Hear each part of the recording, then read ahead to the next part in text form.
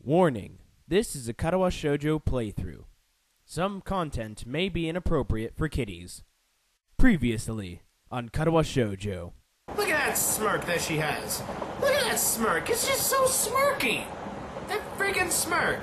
I had entirely neglected to take my medications last night or even this morning. Idiot, Ishio. Bad. Why you got the squiggly face? Why you got squiggly face?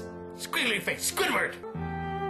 You're thinking perverted thoughts. Whoa, whoa, whoa, whoa. Okay, you come in to our bathroom time, say you want to get into my bath, and then you ask me this question. What do you mean you would be good? Maybe it would be good to slow things down a bit. You know, maybe go out to dinner once. Final word for the evening. Oh yeah, I almost forgot to tell you. He's protection. Every time! I knew you wouldn't recognize her. It's me. It's Misha! What? And our story continues. Hey, everybody out there in YouTube land. Jake of the OneManBand is back again, playing some more Katawa Shoujo. We're at Fancy Schmancy Restaurant. So fancy schmancy. I have a tie on. You see that? See this? This is my pink tie. This is the tie I wear when I go to places formally. It's nice. It's a good tie. So, we are at this place on a date with our main girl, Lilly. I'm pretty sure this is about the last thing, not time. That'd be terrible. I had in mind when Lilly said she'd decide where to have our date. What's wrong with this place? Nor man nor woman is dressed in anything but their finest. Their formality only matched by that of their surroundings. Rich red wallpaper adorns the walls as the city lights far below flicker and glow. Combined with the ambient hum of quiet speech and the high-pitched clattering of cutlery and wine glasses, the mood is very formal, yet relaxed enough for me not to feel too uptight despite this being our first real date. Once we get seated, our waiter leaves to attend to others with a quick bow after a appreciative nod from Lilly. Far from depending on my help, Lily's managed to navigate herself around surprisingly easily so far, despite the unfamiliar environment. A light brush here and there, and she's generally quite deft to orientating herself as needed. I can't wait to see what she's wearing. Is it gonna be something cool? Something nice?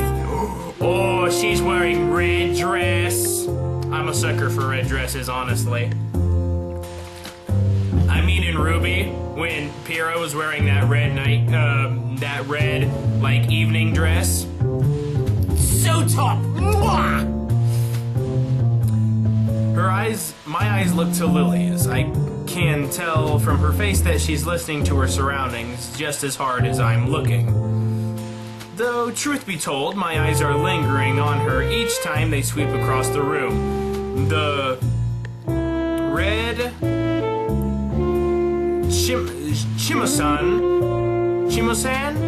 Shimong-san. It's a dress. It's some kind of dress, formal attire thing. She's wearing, accentuates her figure very well and shows off her legs. Yes, them legs. Even her hair is done up and the scent of perfume is just noticeable. While my black suit may be a rental, I managed to select an appropriate one. It feels surprisingly comfortable considering I've so rarely worn one, and fits the setting just as well as Lily's attire. But do you have a tie, my good sir? If you don't have a tie, it's not even worth it. I guess this is a new experience for both of us then. She turns somewhat sheepish. I've never come to a place such as this before, no. One hell of a first date, that's for sure. It's going to be pretty hard for me to top this. A small giggle. Even now, our nervousness is dissipating. Her hand sketches skates along the center of the table until it touches the menu. Which she takes in both hands and brings to her face. You know you can't read, Hishio. As she lowers the beige laminate sheet just below her eyes, I can see another sheepish look. I doubt asking the waiter for a menu in Braille would be productive. I can read it out for you, no problem.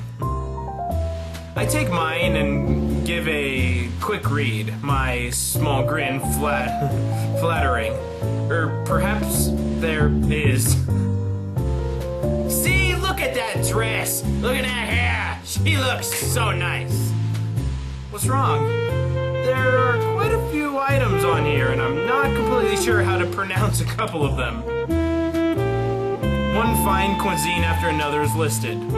Most may be in Japan, but a few are in English and French. You know, like beef bourguignon and French onion sop. That's a reference to dick figures, if you didn't know. I guess it's to be expected, but I had no idea what's in some of these. Oh, this one I recognize. Oh, wait, hold on. You can cook that? A small giggle of amusement comes from behind the paper sheet. Well, I could read them all out, but it'd take a few hours. Is there anything with some kind of fish in it? Let's see. No. Aren't those poisonous? No. They eat that stuff? Ugh, gross. No. Ah, here we go. Tuna salad! Seems to be a good bet. From the picture, it looks like it's pretty filling as well.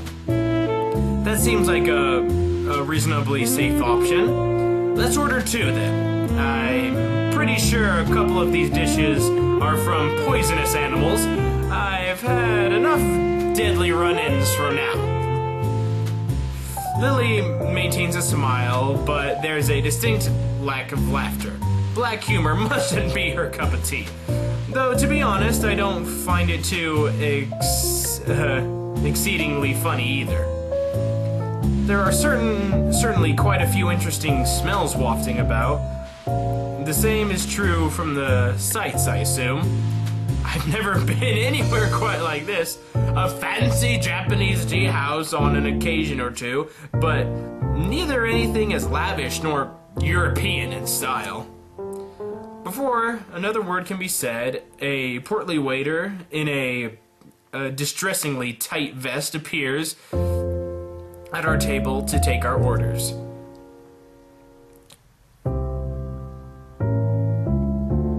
I'm not even gonna try. Tuna salad! Bring it!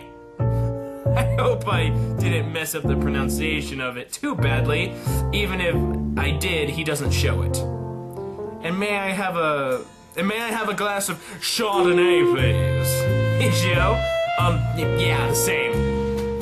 As the waiter nods and leaves, I suddenly realize that I said by absent-mindedly mimicking Lily's answer. I regret it pretty quickly. Alcohol? Only a bit? Come on, it's not like we haven't done it before. Don't drink if you're underage, kids. This girl has an odd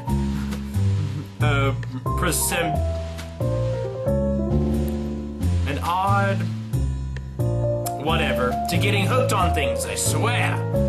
Surprisingly, that they didn't ask for identification. Then again, I guess we do both look mature for our ages. Just let me light my hypothetical cigarette. Yes, I'm so dapper and mature. I'll have to take your word for it. I'll add that this isn't what I'd call the type of place to ask for such things, though. Good point. We both relax a little into our seats, trying to take our minds off the choking formality of the surroundings.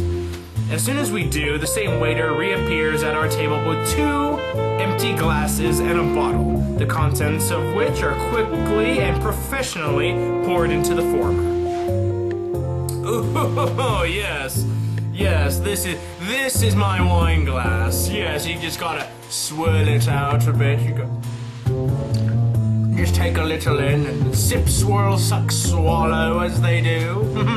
We both nod politely as he leaves. Lily takes her glass and gently moving it from side to side, the liquid instantly glistens as it moves around in the glass, and I have to admit it makes a little less regretful for ordering the same.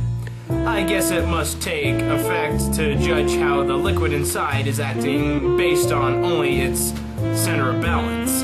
Maybe it's like her origami, taking like every little chance to practice her dexterity.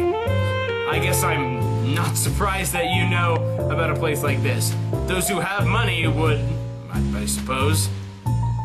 This reminds me of just how completely different our upbringings were. She had money, my family worked. I don't know where to go from there. In Yamaku, it's easy to forget how social and economic depravity between students all wearing the same uniforms, living in the same dormitories. Well, Akira was the one to tell me about it. She's come here before, apparently. So, that's what they were considering conspiring about on Friday.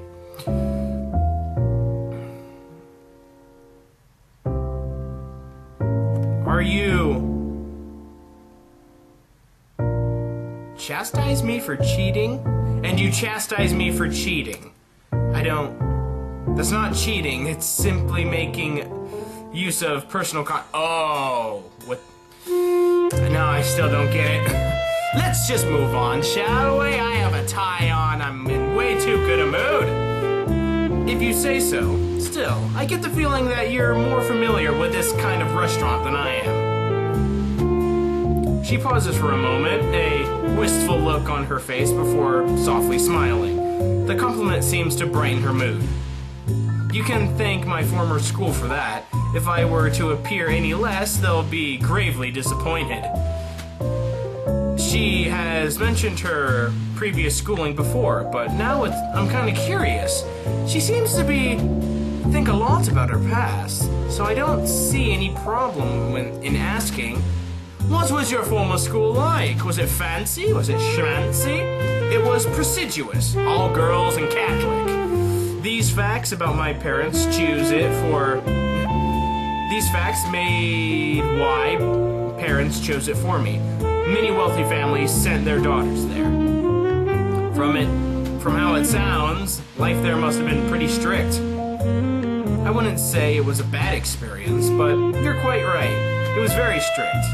Thankfully, I managed to adapt well enough to make a number of friends.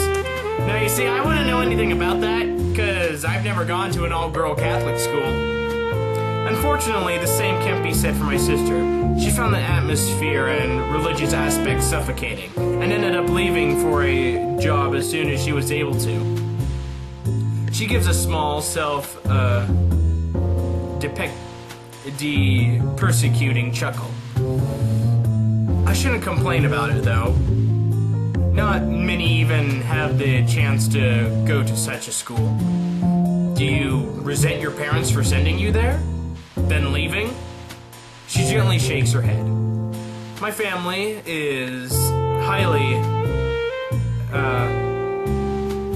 patriarchal, I think. My father, business always on his mind, was entirely lost as of what to do with me. In the end, he made the decision that my education was the higher priority than staying with the family. I think family's a little bit more important than schooling. He simply did what he thought was best. To say such things so easily, what an unbelievable girl. That said, I'm a little surprised she doesn't think her blindness played any part at it. Though, maybe I'm being too harsh on her family. I mean, we haven't even met them yet. They haven't even met us yet. We can't hate each other yet. You're too kind-hearted, you know that? Most would hate their parents for something like that. Well, some do. Obliviously to my raised eyebrow, she takes a sip of her glass. The wine slides down effortlessly, her fondness of it evidently helping her deal with the flavor of alcohol. I can't say the same goes for me. What about yourself? What was your schooling like? Mine? Let's see, I went to public school. It was a very normal public school, so you know, there was all the demographics, all the sex of people, and that sects with a T at the end, not sex. Well, there's two sexes, but the different factions, I would say, of people. You know, there was the aspect of drugs being passed around. You know, all the terrible and life lessons you learn from going to public school. I suppose maybe a bit busier than the norm. I did quite well in my class and played in the soccer club. Since I am an only child and my parents both work a lot, I wasted most of my free time and money on the arcade with my 3 friends. Ah, sounds like me! I had 3 friends, and although we didn't really have an arcade, we had an Xbox and a GameCube. Man, Super Smash Bros. Was the best. No matter how much I played, though, I never did manage to beat Mai at any of those machines. Even Takumi and Shin lost to her whenever they tried, and I'd be left trying to be the responsible adult when Shin and Mai fought. Again. Just the 4 of us, aimlessly enjoying our childhood. Those were some pretty silly times. I kiss myself as I realizing that I'm starting to zone out. The days of my old school disappearing to the night sky and bright city lights outside the window. Lily's face is an odd mixture of curiosity and sympathy. Giving her strict schooling, I suppose something like this would seem an interesting contrast to the only life she's known. It sounds like your previous school was a lot of fun. Oh, well, maybe. I'm not really sure how much of it is nostalgia, but there were some nice memories. That's in the past, though. I can't go back there now. But through my accident, I found a new life, and I never imagined leading. The peace and calm of Yamaku, a new direction for my future in science, and the friendship with Shizune, Misha, Hanako, and most of all, you. Oh, the feeling face again. It's so cute. She gives a deep, genuine smile as she moves her hand towards me, her fingers just lightly stretching out my face before softly caressing my cheek. Her hand reluctantly retreats after a second of warm silence as we notice the waiter arriving with our meals. Gee, that was fast, man! They made good time! Lily does a deft job of covering her condition, except for the fact that her nod to him is simply misaligned due to his silence. She really seems to work hard at appearing as normal as possible in public, which I noticed it a long ago. I still can't quite gauge whether it's a want to be treated differently, not to be treated differently, a slight sense of vanity, or some mixture of both. And then we eat our tuna salads. The dish lives up. Oh dear Lord, it is late. I can't even read properly. The dish served lives up to the salad name. The portions pleasantly large, with sliced eggs and tomato, and looks very enticing indeed. Lily takes her knife in one hand and a fork in the other, quickly getting to work on the dish as I do.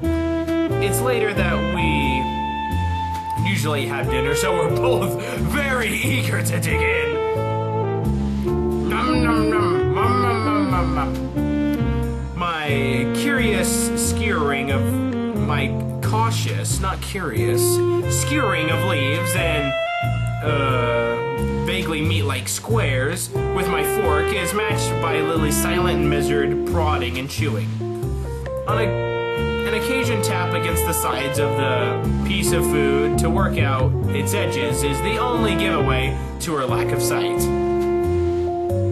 I'm done with my meal in little time, Lily taking the few last bites as I sit, observing her, watching her eat. Finished, Tishio? Yeah, it was pretty nice. That much is very true. I never thought a simple salad could be so tasty and filling. But then again, I suppose that's why it costs so much to eat. Oh, the bill's gonna be terrible. Content with my appraisal and evidently agreeing, Lily gives a small nod. You know, given that you're part foreign, exotic looking, and quite pretty, I'm surprised that nobody's ever confused you before. Oh, confessed to you before? Like, as in love? You're assuming nobody did? The simple statement takes me off guard. Yeah, I shouldn't be surprised, given that I was complimenting her just moments before. Really? I've received several confessions, both in this school and my previous one. Adolescence is a funny time. Yeah, it would be funny. So you went to an all-female school and people still confess their love for you? Well, I guess there's all kinds. She's kind of talking as if she's above it herself. Huh. How easy to say such a thing. She looks surprised for a moment before a playful smirk crosses her face. Is that jealousy? What? No! It isn't. You're a bad liar, Hishio. You should, take that into account. Then again, I did appreciate how sincere you are, even if you don't intend to be sometimes. I think your honesty will always serve you well when dealing with others. I clear my throat in mock disapproval, as this whole business and try to steer the conversation elsewhere. To tell the truth, though, I did prefer solitude to being surrounded by others. I don't think I could manage a social circle like you do. She contemplates this for a moment. I don't think that's true either. I've seen how gentle and caring you are around Hanako, and you get on marvelously with others, even those whom you hardly know. I think you're quite adept with social situations. But on that note, what is your confessions, Hishio? I'm not sure someone like you must have had a lot to it, at least one admirer. Well, we kinda did, but that didn't end so well. As I open my mouth to speak, I can feel my face turn slightly dour. At times like this, I secretly appreciate the fact that she can't see my expressions. Just one. Her name was Iwanako. It was when she confessed to me that I had my heart attack. There in the woods. During winter. I was gonna say December, but that also works. Lily finds herself speechless, not expecting for the topic to move to such an area. Just think how I felt. I was there. My condition has always been something of a concern of her. Something that I strive to minimize despite my body's best efforts. On the contrary. Afterwards, she visited me for a while when I was in the hospital. For weeks, she just came and talked. It was was usually just small talk or classroom gossip, but it was enough. But eventually she just stopped coming. She was there every day, then every other day, then once a week, and then finally one day she just stopped visiting entirely. Did you ever see her again? Mention the letter or drop the subject.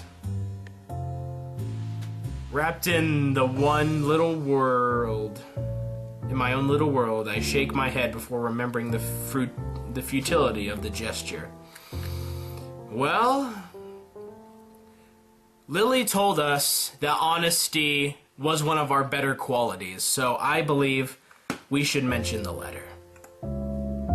We should mention the letter because, honestly, there's nothing to hide. Honesty is the best policy, and we have to build trust with each other because we're a couple now. The memory of that single letter Awanako sent me comes back to my mind.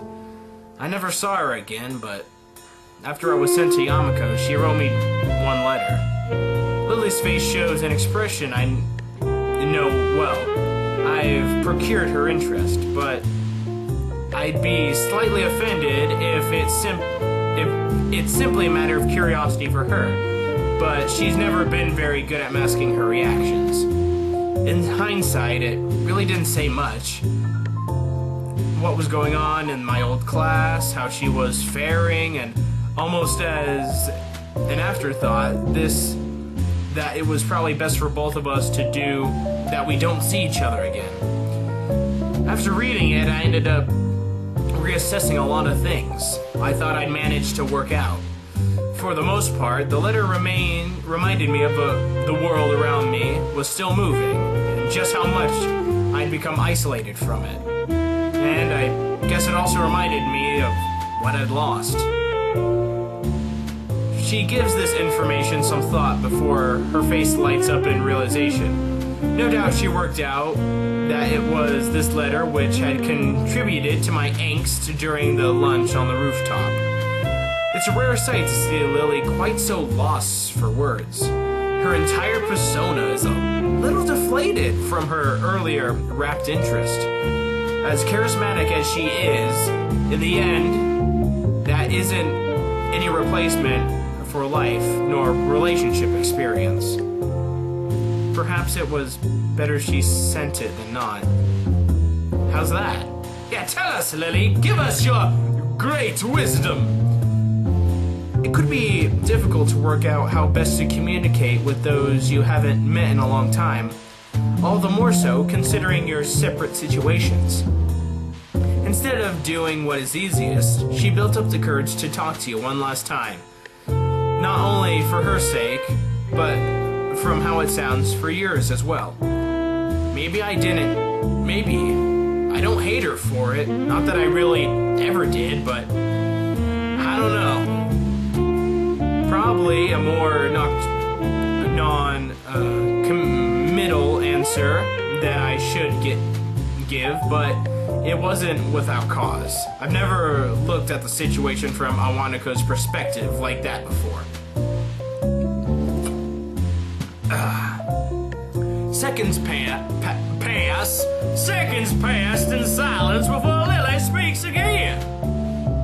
Moving to Yamaku must have been hard for you. Having your friends and even your girlfriend, I would use that in quotations, taken from you on no fault of your own.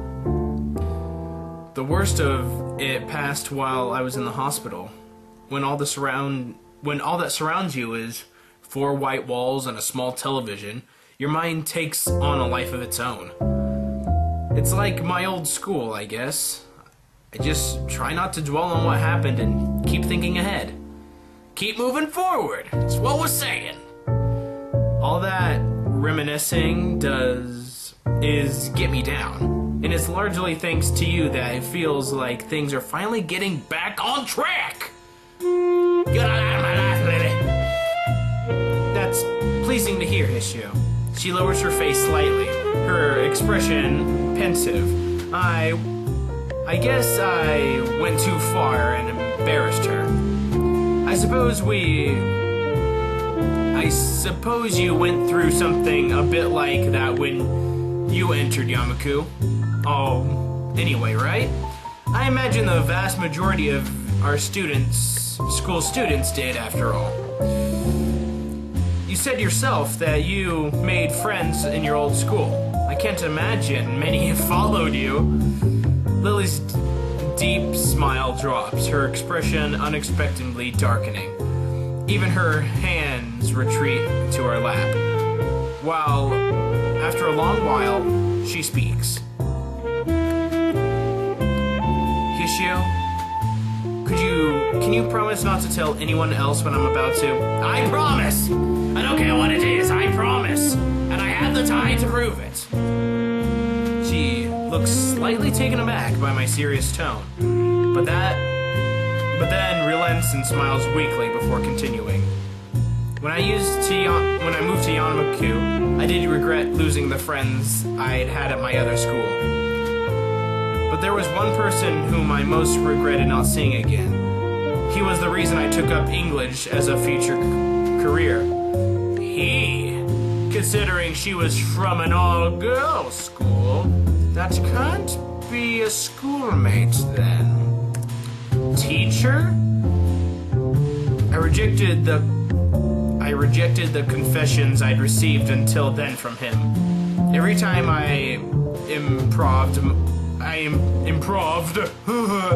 improved my English skills, his praise was the most treasured reward. It's funny, isn't it? Someone like me, able to boast about the people who have set eyes on me, liking someone so utterly unattainable as my tutor. It truly is the most ridiculous thing. She quickly shakes her head from side to side. I couldn't. Even then, I knew it was impossible. A silence reigns over both of us.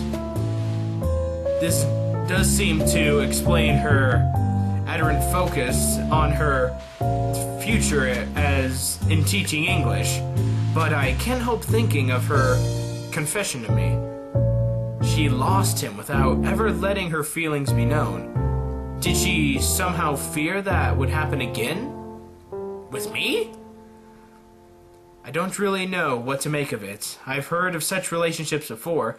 Taboos born of such things as puberty and youth. The fact that she had the good judgment not to act on it, though, is heartening. It's heartening. It's good. It's all good. I know that must sound strange, but please, don't think of me. No. Everyone kind of has that teacher crush thing. I think at least once in their life.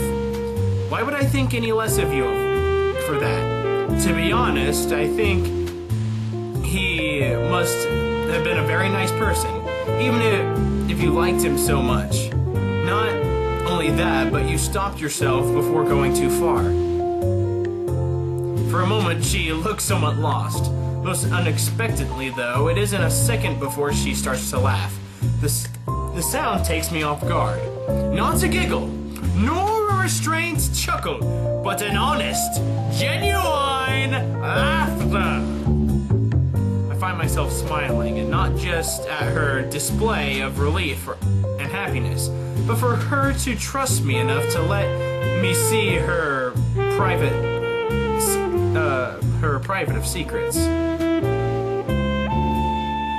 Before I realize it, I feel her palm touching my face. Her touch is gentle as ever, with her thumb stroking against my cheek. You're kind, Hishio. I really do love you. And we love you too, baby! Seeing her face like this, with her palm gently caressing my face, I think tonight has been a wonderful night.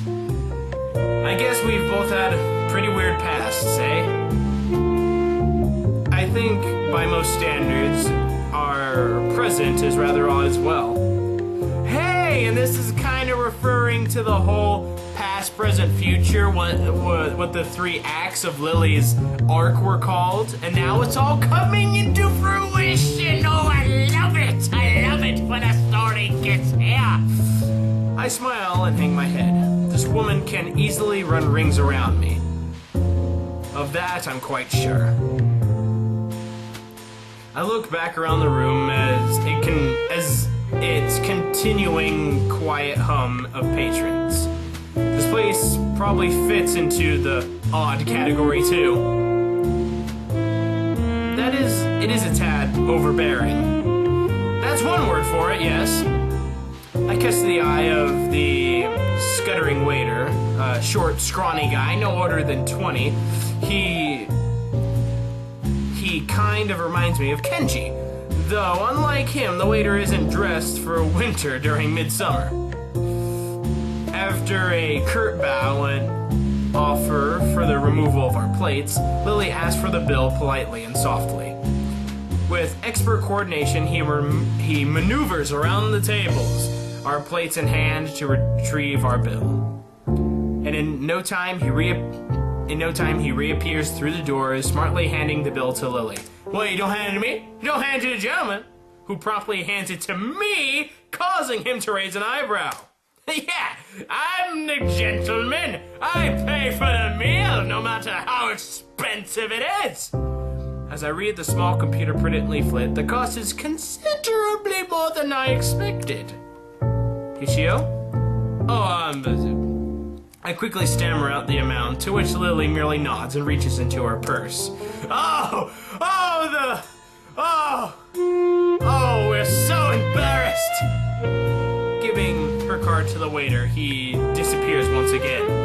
That was a disproportionately large amount of money. The statement seems to make Lilly slightly uncomfortable. My family leaves me more than enough for my education. The same goes for my sister, though she dislikes being reminded of that fact. That said, I too dislike throwing money about, but it's one time I think we could make the exception. Just for you. Just for us! Not only did you choose our date, but you pay for both of us as well. I take the bridge of my nose and my fingers. I can't believe how high you have to set the bar for next date. She gives a small giggle. Well, start saving, bro. Start saving that money. Go get a job. I'll be looking forward to it, Hishio. The waiter reappears behind us as if by magic and hands Lilly the card back to her. Evidently picking up on her lack of sight, he places the card in her hand with an extra, perhaps unneeded amount of firmness to make sure of her grasp. Leaving, he exercises a measure of diplomacy by keeping a neutral face despite my own expression. Clapping his hands together? Oh, my hands together? I stand up from my seat in order to bring an end to our night out. Shall we be off then, my lady? And that we do. We are off. First date successful. The plot kind of came to a fruition. So, with this, it is time for this episode to end. Oh, great. We just woke up. I don't care. We'll get to it in the next episode. And I hope you guys enjoyed this episode. I mean, I liked it. I really just wasn't doing well with the reading. It's probably because it's really late. But, like and favorite if you've enjoyed. Subscribe, of course. We're drawing close to the end. I can feel it in my blood and guts. So, be a good person. Tip your waitresses. Keep moving forward. I'll see you guys next time.